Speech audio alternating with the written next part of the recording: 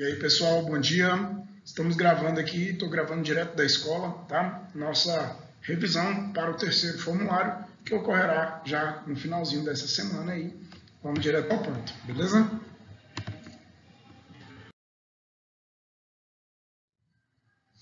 Pessoal, então tá aí, ó. Questão número 1, ela pede para você indicar as unidades federativas do Centro-Oeste e explicar por que o DF não tem capital própria, tá? Então, nós temos aí, cuidado com isso, tá, gente? Eu vejo muita gente falando que o Centro-Oeste tem 4 estados. Não é verdade.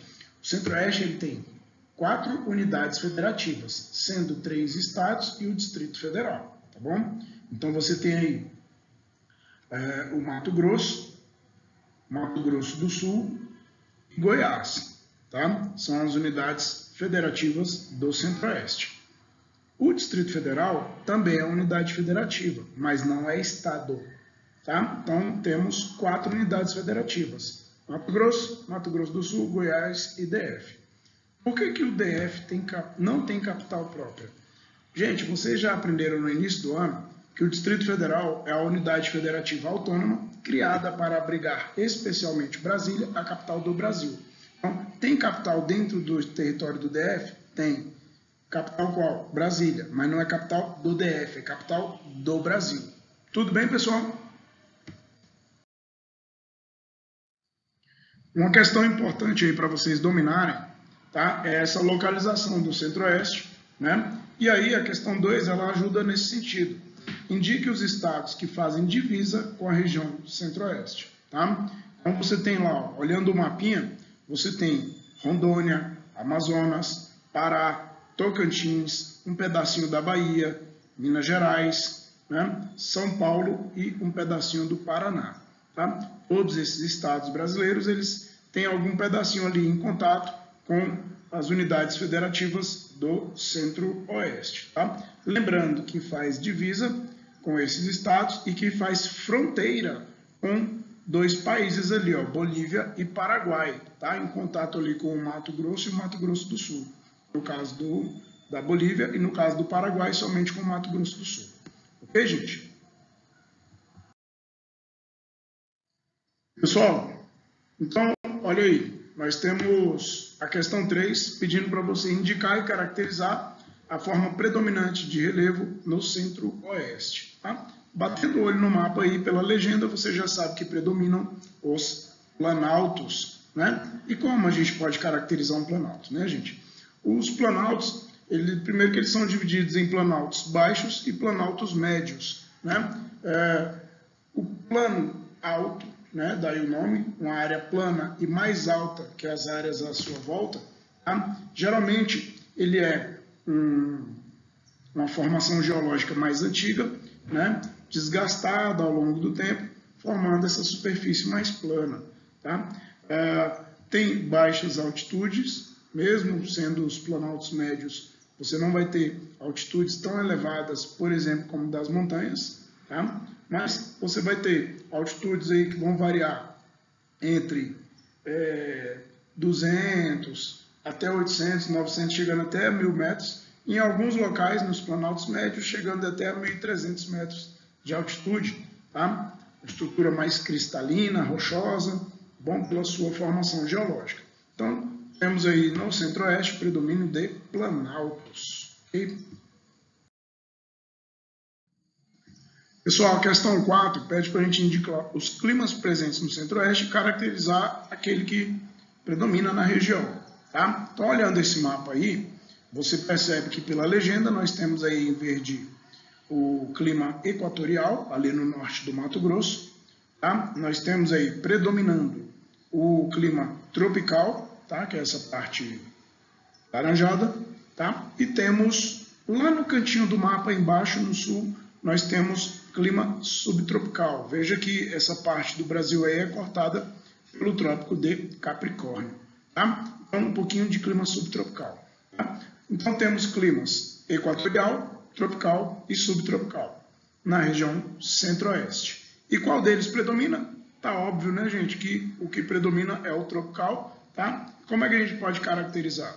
Uma das marcas mais importantes aí do clima tropical é a questão da a presença de duas estações bem definidas ao longo do ano, né? Estamos agora mês de novembro, indo para dezembro, né? Aquela época mais chuvosa e mais quente, tá? E temos lá naquela época do meio do ano, ali, tipo festa junina, né? Um período mais seco e um pouco mais frio do que o normal.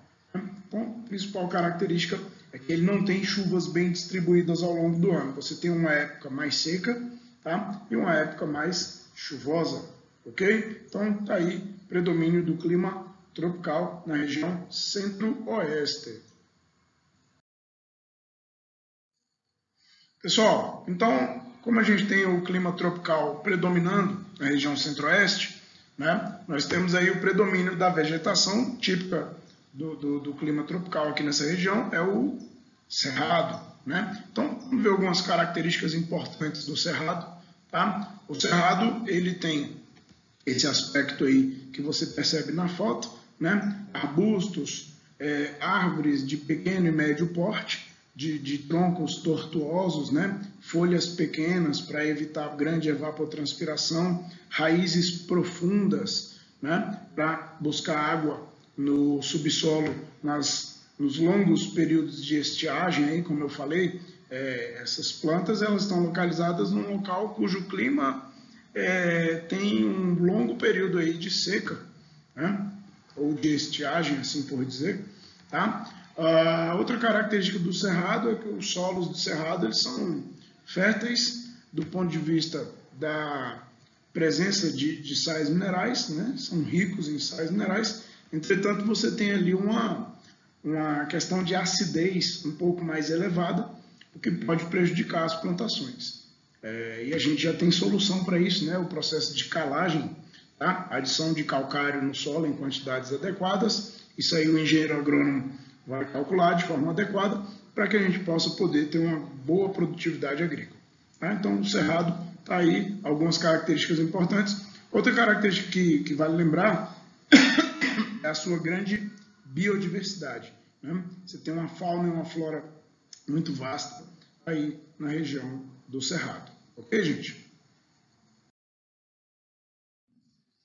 Pessoal, a questão 6 pede a localização do Pantanal. Né? Então, você batendo o olho no mapa aí, você já percebe que o Pantanal, a planície do Pantanal, localiza-se aí no Mato Grosso e no Mato Grosso do Sul.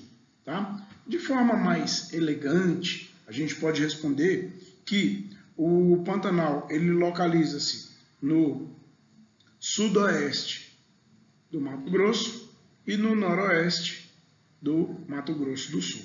Tá? Se a gente respeitar aí a divisão da Rosa dos Ventos, né, você vai dar uma informação mais específica. E se eu falar assim, o Pantanal está no Mato Grosso do Sul, está em qualquer lugar do Mato Grosso do Sul? Não, ele está lá mais na porção oeste, predominantemente no noroeste do Mato Grosso do Sul e predominantemente ali mais para o sul do Mato Grosso, né, mais em relação ao sudoeste. Ok, gente? Pessoal, questão 7 pede para a gente explicar o que é assoreamento e como esse processo tem prejudicado a agropecuária no centro-oeste. Então, temos um desenho aí que já usamos em outras aulas, mostrando que a remoção da mata ciliar gera uma área erodida e esse material vai se depositar, esses sedimentos serão depositados ali no fundo do rio. Tá? Então, você tem do outro lado ali o desenho da mata ciliar preservada. Né? Então, o assoreamento, gente, é esse acúmulo de material no fundo dos rios, né? Tornando os rios mais rasos, mais largos e vão correr de forma mais lenta, até que pode acontecer do rio ser extinto, né? Porque ele vai ter tanto material dentro dele que a água que está vindo lá da nascente vai procurar outro curso e vai formar um outro rio. Tá bom, gente? Então tá aí, ó, uma imagem mostrando um rio todo assoreado, né? As margens ali, ó, todas sendo erodidas pela força da água, tá? E esse material que vai sendo erodido vai sendo carregado para o fundo do rio. Daqui a pouco esse fundo do rio está mais alto que a água e aí a gente não tem mais rio, tá certo? Imagina o prejuízo disso aí para os pescadores, né? Que dependem dos peixes que ali estariam e agora não estão mais por conta dessa estrutura. Tá? E de que forma isso pode prejudicar diretamente a agropecuária? Então, se o rio passa por determinado lugar e deixa de passar por causa do assoreamento, vai faltar água para aquela atividade. A gente sabe que a atividade agrícola ela demanda muita água, né? A pecuária também, mas a agricultura bem mais. Tá? No caso da pecuária, né, você vai ter aí uma dificuldade de obter água para dessedentarizar os animais, né, matar a sede ali dos animais e mantê-los em ordem de crescimento ali e reprodução. Tá certo, gente? Pessoal, então a número 8, ela pede para a gente relacionar a falta de fiscalização governamental às grandes queimadas de florestas que vem ocorrendo no Centro-Oeste, né? Vimos aí na mídia um grande enfoque que foi dado para essa questão, tá? Nas últimas semanas. Ainda bem que começou a chover agora e aí as queimadas estão diminuindo, tá? E a nossa vegetação, né? As nossas florestas estão tentando agora se recuperar, mas é claro que muito se perde e pouco disso vai ser recuperado em pequeno prazo, né? E aí, gente, a gente percebe o seguinte, que nós temos no Brasil uma legislação ambiental bem rigorosa, tá? Talvez até exemplar. Mas, infelizmente, essa legislação ela não tem sido respeitada, tá? Por criminosos que promovem incêndios desse tipo aí, justamente porque não tem uma boa fiscalização, tá? Não vamos aqui entrar no mérito de quem é a culpa, né? Mas cabe ao governo, seja ele quem for, em qual momento histórico, né? Promover as condições para que haja essa fiscalização. Tá bom? Então, veja que o Brasil vem sofrendo ao longo de algumas décadas com esse problema de falta de fiscalização ambiental, né? E o dinheiro público ele deve ser usado de forma mais adequada, inclusive nessa questão aí da fiscalização, tá? Então, temos que compreender essa relação. Se tem menos fiscalização no trânsito, as pessoas vão cometer mais infrações. Se tem menos fiscalização nas florestas, as pessoas também vão cometer mais infrações ali, prejudicando a natureza, tá? Infelizmente, a maioria das pessoas só respeita as leis quando é fiscalizada. E a gente tem que trabalhar também visando essa maioria pelo bem-estar da nossa natureza. Ok? Pessoal, uma questão bem tranquila aí, batalhamos bastante, né, nesse tema.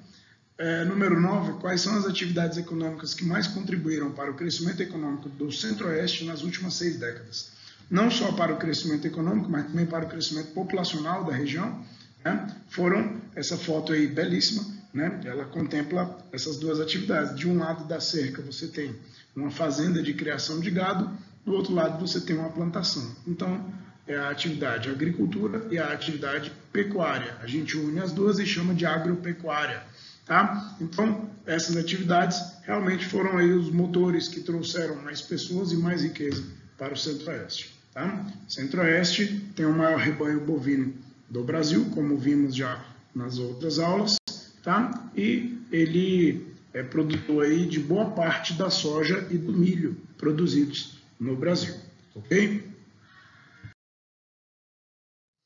Pessoal, a questão 10 ela é bem interessante porque ela pede para a gente citar aí formas que sejam realmente eficientes de preservação do cerrado. Eu coloquei essa fotografia aí porque eu acho que a forma mais eficiente de evitar problemas é educar as pessoas, né? Então você tem um guia, né, ambiental aí educando crianças no trabalho escolar, tá? E mostrando, né, como a natureza ela é importante e como a gente deve agir em relação a ela. Eu lembro dos trabalhos de campo de que participei na época que eu era aluno do curso de Geografia.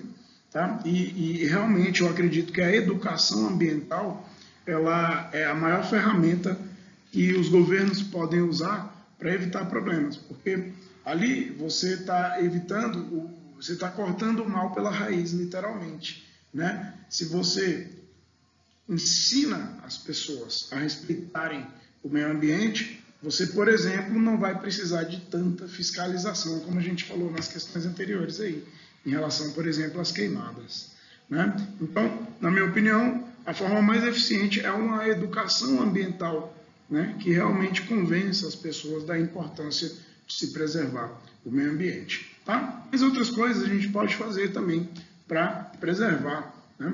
A gente fala muito do desenvolvimento ecologicamente sustentável, né? Então você vai ter lá uma retirada de matéria-prima da natureza, mas você pode fazer um reflorestamento, tá? Preservação das matas ciliares, como a gente viu na questão do assoreamento.